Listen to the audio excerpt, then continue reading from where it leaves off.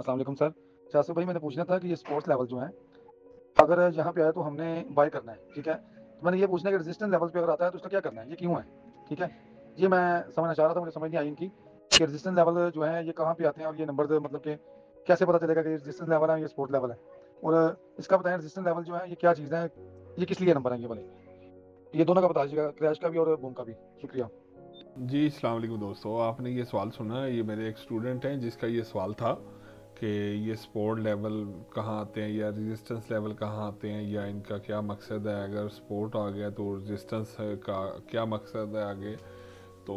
اور ان کا آگے ایک دو اور سوال ہے, وہ بھی میں آپ کو بتاتا ہوں, کیا وہ سناتا ہوں آپ کو, وہ بھی آپ دیکھیے گا. اس میں یہ ویڈیو بنانے کا مقصد یہی ہے کہ جو نیو اسٹوڈنٹ ہے جن کو اس طرح کے بہت سارے ایشو فیس کرنے پڑ رہے ہیں,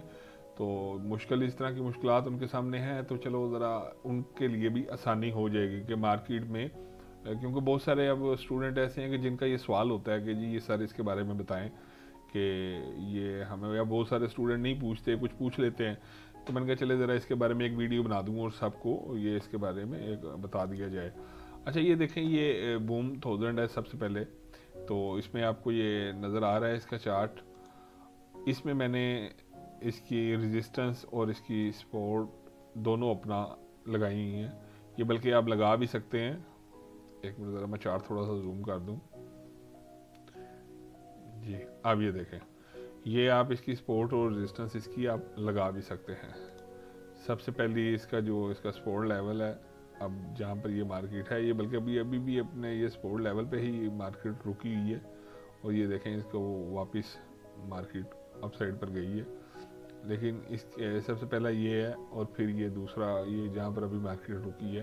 اور یہ دوسرے لیول. یہ بلکہ میں نے پہلے ایک ویڈیو بنا کے لگائی ہے, وہ میں کوشش کروں گا انشاءاللہ,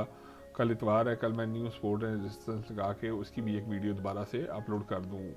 جیسے میں نے پہلے ایک ویڈیو اپلوڈ کی تھی. اب اس میں آپ سب سے پہلے یہ ذہن میں رکھیں, ہم جو ٹریڈ کرتے ہیں ہم آدھے گھنٹے کے ٹائم فریم پہ ٹریڈ کرتے ہیں. اس پر ہم جا کے وہ کینڈل سٹک پیٹرن کا میں نے آپ کو بتایا ہے, جو کینڈل سٹک پیٹرن آپ کو کس طرح سے آپ نے اس پہ ٹریڈ کرنی ہے. اب سب سے پہلے یہ دیکھیں کہ جس طرح یہ اس کا ایک سپورٹ لیول ابھی مارکیٹ یہاں پر, یہ جو سپورٹ اینڈ ریزسٹنس ہے نا, یہ ایک زون ہوتا ہے. مثال کے طور پر اس کا یہ نہیں کہ لازمی بالکل اسی لائن پر آ کے مارکیٹ, اس کا ایک زون ہے. جیسے یہ تھوڑی سی مارکیٹ نیچے آئی ہے اس لائن سے, تو اس کا یہ ایک زون ہے سپورٹ اور ریزسٹنس کا. جہاں پر بھی نا اس کا ایک زون ہوتا ہے تھوڑا سا, کہ یہاں سے کہیں بھی مارکیٹ اپ سائڈ پر جا سکتی ہے. اس میں کیا ہوتا ہے کہ آپ نے جب بھی ٹریڈ کرنی ہے, آپ نے دیکھنا ہے کہ جب آپ کی بالکل سپورٹ لیول پہ مارکیٹ آ گئی ہے, اس نے ٹچ کیا ہے, یہ دیکھیں یہ اس کی سپورٹ ہے نیچے, جس کی وجہ سے مارکیٹ نے اس کو کافی دیر سے ہولڈ کیا ہوا ہے. اچھا بالفرض اگر ہم نے یہاں سے بائی کیا ہے, اس کینڈل کے مطابق ہم نے اس کو یہاں سے بائی کیا, اور اس کینڈل کے نیچے کا ہم نے اس پہ, بلکہ یہ چارٹ پہ آپ کو نہیں نظر آ رہا, میں اوپر کر دیتا ہوں تھوڑا سا چارٹ, ایک منٹ. جی یہ دیکھیں اب آپ کو نظر آ رہا ہوگا. اس کینڈل کے مطابق ہم نے سمجھیں کہ اس کو یہاں سے بائی کیا, یہ والی کینڈل کے مطابق ہم نے اس کو بائی کیا, اور اس کو بائی کرنے کے بعد ہم نے اس کینڈل کے نیچے یہاں پہ ہم نے اس کا ایس ایل دے دیا. جب یہاں پر اس کا ایس ایل دیا, اور نیکسٹ ہم اس کا اب کیا دیکھیں گے, ہم نے اس میں یہ بوم ہے, بوم میں ہم بائی کرتے ہیں, اور جب ہم نے اسے بائی کیا, اور نیکسٹ ہم اس کا لیول دیکھیں گے کہ اس کا ریزسٹنس لیول فرسٹ کہاں پر ہے. اب یہاں پہ آ کے جب مارکیٹ ٹچ کرے, یا تو ہم کیا کریں کہ اسی وقت ہم اپنی ٹریڈ کاٹ دیں, یا اگر آپ میں ہولڈنگ کی پاور ہے آپ ہولڈنگ کر سکتے ہیں, آپ کے آلریڈی ماشاءاللہ آپ کا اکاؤنٹ اچھا ہیلدی ہے, آپ نے کچھ پلس کیا ہوا ہے, تو پھر آپ یہاں پر تھوڑا سا صبر کریں اور دیکھیں کہ آپ مارکیٹ یہاں سے کو اپ ٹرینڈ کا سائن دیتی ہے کہ یہاں سے نیچے واپس آنے کا سائن دیتی ہے. اگر تو وہ ایسی کینڈل بناتی ہے کہ جس میں آپ کو لگتا ہے کہ یہ مارکیٹ یہاں سے پھر اپ سائڈ پہ جانے کی, پھر آپ اپنا جو ایس ایل ہے, جو ہم نے نیچے جو ایس ایل لگایا ہوگا, اس کو آپ اٹھا کے اپنے یا تو بریک ایون پہ, تو یا کچھ اوپر کہیں بھی جہاں پر آپ کو سمجھ آتا ہو کہ اگر یہ واپس اتنا آئے تو مجھے لاس ہو, تو بلکہ پلس میں کاٹ جائے, تو زیادہ پلس نہ ہو تو کوئی مسئلہ نہیں ہے. اس میں آپ نے یہ کرنا ہے کہ یہ پہلا طریقہ کار تو یہی ہے کہ یہاں سے اگر آپ نے بائی کیا ہے تو آپ نے کیا کرنا ہے, یہ فرسٹ جو اس کی ریزسٹنس ہے یہاں پر آ کے آپ نے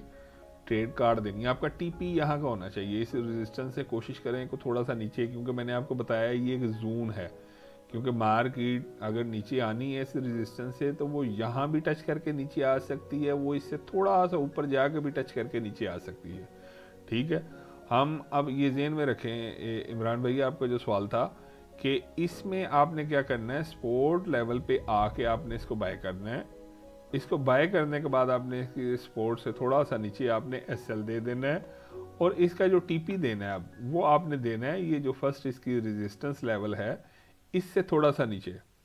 ٹھیک ہے, اور یہ ان ٹریڈرز کے لیے جو ٹریڈ ہولڈ کرنا چاہتے ہیں, مثال کے طور پہ آپ کو یہ لگتا ہے کہ یہ ریزسٹنس اب مارکیٹ نے یہاں پہ آ کے اور اپنا ایک کینڈل بنا دی ہے جس سے آپ کو لگ رہا ہے کہ یہ اپ سائڈ پہ جائے گی, آپ اپنا ایس ایل اٹھا کے اسے بریک ایون کر دیں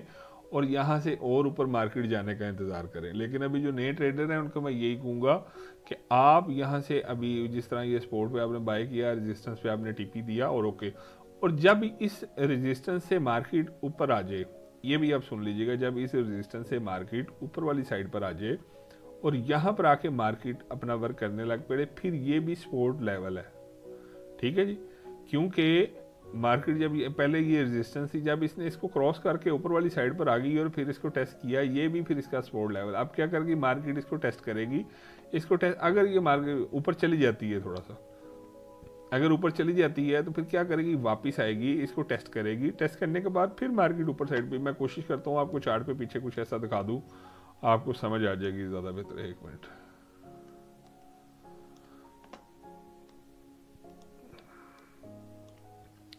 اب یہ دیکھیں جس طرح یہ مارکیٹ اپنا یہ سپورٹ لیول سے اپنا, یہ دیکھیں اب یہ مارکیٹ نے اس کو کراس کیا سپورٹ لیول کو, لیکن مارکیٹ نیچے آئی, اس کو دوبارہ اس نے ٹیسٹ کیا, لیکن پھر یہ اپ سائڈ پر مارکیٹ گئی. ٹھیک ہے, اس میں اس طرح آپ چارٹ میں دیکھیں گے آپ کو بہت سارے اس طرح کے وہ ملیں گے. اب یہ دیکھیں یہ مارکیٹ یہ بار بار اپنے سپورٹ لیول پہ وہ اپنا یہ ٹیسٹ کر رہی ہے,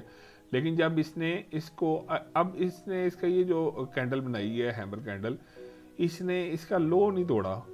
ٹھیک ہے, اب مارکیٹ اوپر گئی ہے, اس نے اپنی سپورٹ کو بار بار اس نے ٹچ کیا ہے, ٹچ کرنے کے بعد مارکیٹ اپ سائڈ پر گئی ہے. اسی طرح آپ نے مارکیٹ میں جب یہ آ جائے گی مارکیٹ اوپر والی سائڈ پر, تو آپ نے اس کا جو اوپر والا جو سپورٹ لیول ہے آپ نے اس کو اب دیکھنا ہے کہ یہ کیا ورک کر رہا ہے. یہاں سے اگر آپ کو پھر دوبارہ لگتا ہے کہ مارکیٹ اپ سائڈ پہ جا رہی ہے, پھر اوپر والی جو ریزسٹنس لیول ہے یہاں تک آپ اپنی ٹریڈ لے سکتے ہیں.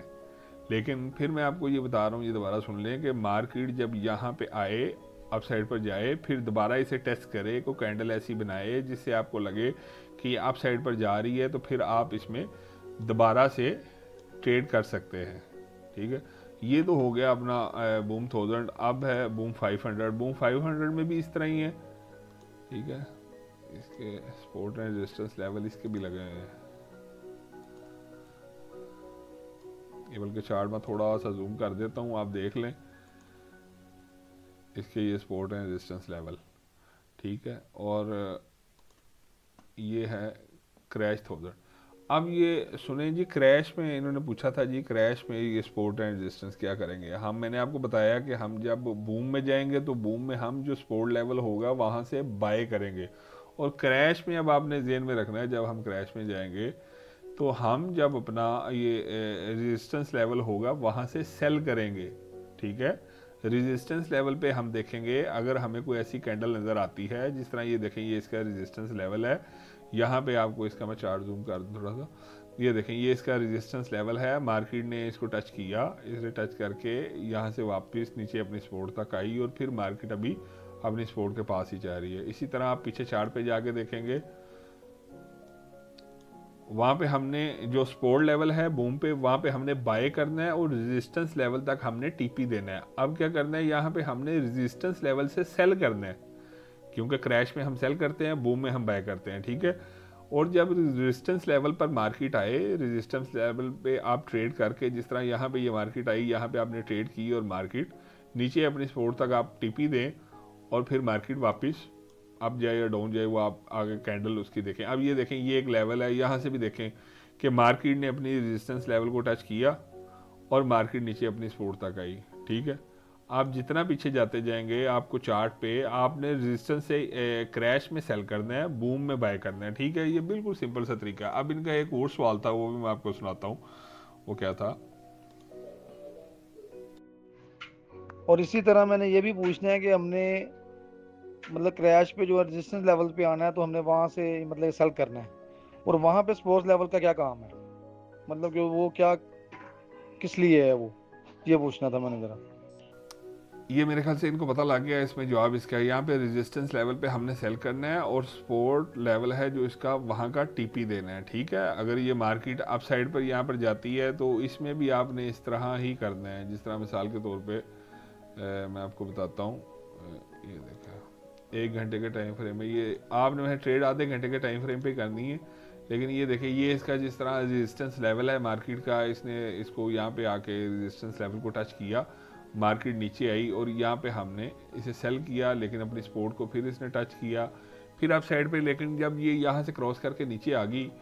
تو یہ جب کلوزنگ اس نے نیچے دی ہے، دیکھیں یہ اس کی سپورٹ سے نیچے یہ کلوزنگ ہے، پھر دوبارہ اس نے ٹچ کیا ہے، ٹیسٹ کیا ہے اس مارکیٹ کو، پھر دوبارہ مارکیٹ نیچے، اور یہ اس کی سپورٹ کا ٹی پی۔